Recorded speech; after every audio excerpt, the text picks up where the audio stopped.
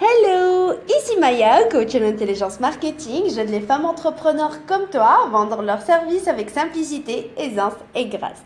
Je suis ravie de te retrouver aujourd'hui dans ce nouveau audio live hebdo dans lequel je partage avec toi des stratégies, astuces et conseils de haut niveau pour t'aider à vivre la vie que tu aimes et concevoir un business rentable et durable. Alors cette semaine, j'ai reçu deux questions de la part de Rebecca dont je vais répondre immédiatement. Alors, la première question était comment héberger sa première formation de façon simple.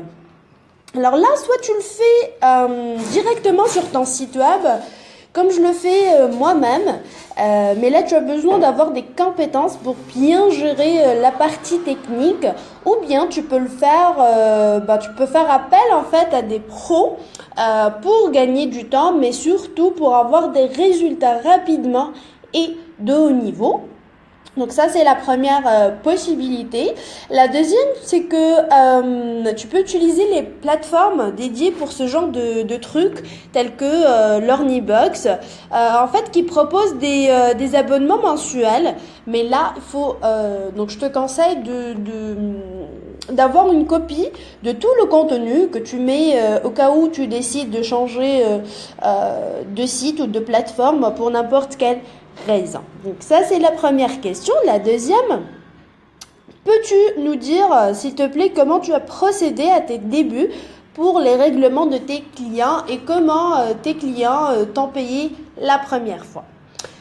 Au début, j'utilisais en fait PayPal. Donc mes clients, en cliquant sur le bouton payer sur mes pages de vente, donc sur mon site web, ils sont directement redirigés vers PayPal pour le règlement. C'est l'un des outils vraiment les plus simples, car même si tu n'as pas encore, par exemple, de site web, tu peux envoyer le lien directement, par exemple, par mail à tes clients pour payer, ou même il y a en fait la possibilité de configurer pour qu'il envoie des factures récurrentes de manière automatique, et c'est quelque chose vraiment qui va simplifier tes ventes. Alors en fait, aujourd'hui, je profite des questions de Rebecca aussi pour parler d'un sujet bloquant pour les entrepreneurs qui est la technique.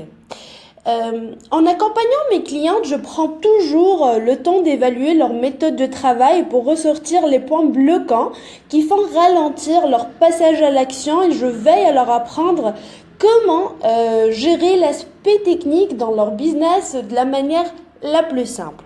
Donc, on commence par mettre en place les procédures pour chaque tâche ou projet, car le fait d'avoir un manuel à suivre à chaque fois te permet de gagner un temps fou, mais vraiment un temps fou, mais aussi d'éviter de paniquer durant les moments de stress, aussi de ne pas savoir quoi faire exactement.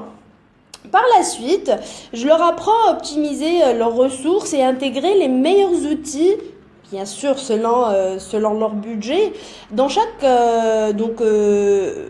procédure, pour simplifier au maximum les procédures qu'ils ont déjà mis en place. Et là, je reviens à un point important qui est la simplicité. Oh, que nous avons tendance à compliquer les choses et tourner en rond au lieu d'aller droit au but, à s'éparpiller, chercher à réinventer la roue.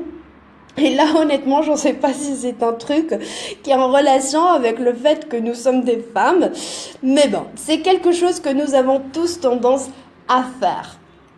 Du coup, et comme je suis fan de la simplicité, je te conseille à chaque fois où tu vas mettre en place une nouvelle stratégie, une nouvelle méthode, de te poser la question comment je peux la rendre encore plus facile. Dois-je déléguer une partie pour gagner du temps? Dois-je me former pour exceller? Y a-t-il une autre possibilité? Et là, en parlant d'autres possibilités, une de mes clientes n'avait pas les moyens de payer des abonnements mensuels pour héberger ses formations. Elle venait de se lancer, du coup, elle n'avait pas encore un flux régulier de clients. Et vraiment, elle a même pensé à tout laisser tomber car elle croyait que c'était la seule possibilité pour le faire. Je l'ai alors guidée vers une nouvelle possibilité qui était alignée à 100% avec sa réalité et la situation actuelle de son business. Et je lui ai montré comment livrer sa formation en toute élégance en utilisant uniquement 3 outils. YouTube, une plateforme d'email marketing, je pense que c'était Mailchimp avec sa version gratuite, et un groupe Facebook privé. Et tous ces 3 outils étaient gratuits.